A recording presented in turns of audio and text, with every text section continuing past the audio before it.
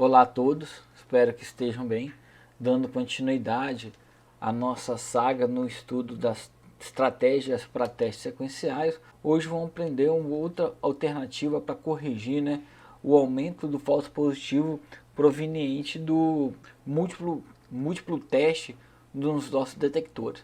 Essa técnica é definida como número mínimo de detecções consecutivas, e iremos estudar ao longo da aula de hoje, ok? E como é realizada nossa estratégia para testes sequenciais? Então, considerando aqui o início de um exame nosso, nós coletamos um período de tempo e após esse período de tempo é aplicado o nosso teste de detecção, E esse teste de detecção, sempre está vinculado a uma taxa de falso positivo, que é dado pelo nível de significância dele, E caso a nossa resposta é detectada, eu interrompo o meu exame e eu defino com resposta presente. Senão, esse processo continua de maneira repetitiva. Lembrando que cada um desses testes tem um nível de significância alvo.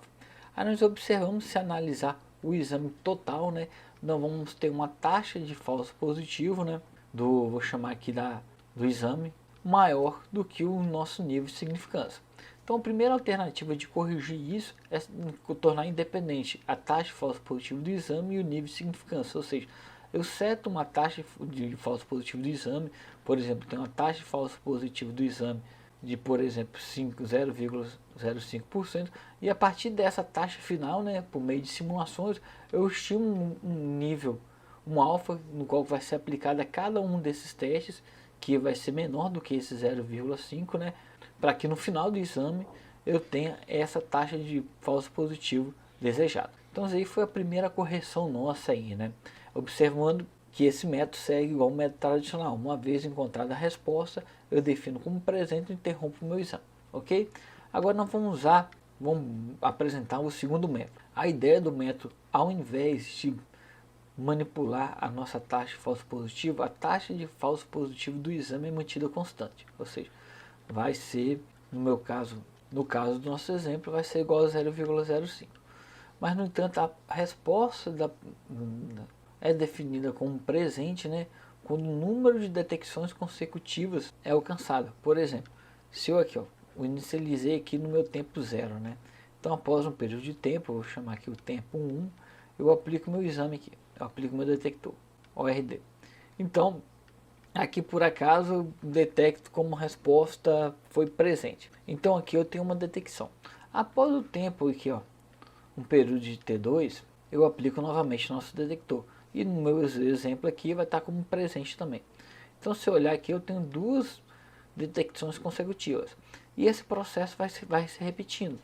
E no qual a nossa condição de parada, é até eu chegar ao valor máximo, sempre lembrando que vamos ter que definir um valor máximo, ou seja, aqui o valor máximo do exame, ou quando o número de detecções consecutivas, que eu vou chamar como NDC, for alcançado. Por exemplo, se aqui no meu exemplo tiver um número de detecções consecutivas igual a 2, quer dizer, quando eu tiver realizado dois testes e dois testes sucessivos a resposta for identificada como presente, eu defino como a resposta está ali presente, e eu paro o meu exame. Então no meu caso aqui, no meu exemplo, se no T1 for presente, no T2 estiver presente, eu paro no tempo T2 e defino minha resposta como presente. Vou imaginar que aqui no T2, no lugar de estar presente, ele, nesse meu caso, vai estar como ausente, ou seja, aqui está como ausente. Então eu vou esperar um T3, um tempo T3, e aqui eu realizo novamente meu exame. Ok? Aí se meu exame tiver presente, olha o que eu tenho. Eu tenho presente, ausente e presente. Só que nesse caso eu não tenho duas detecções consecutivas. Então eu somente tenho uma. Então eu tenho que esperar o T3 e esperar um tempo até na hora de fazer no T4. Se o T4 tiver como presente, eu vou parar meu exame no T4. E se por acaso aqui tiver como ausente, eu vou continuar esse exame e esse processo aqui, o processo se segue. Sempre lembrando que esse número de detecções é computado como um número de detecções consecutivas.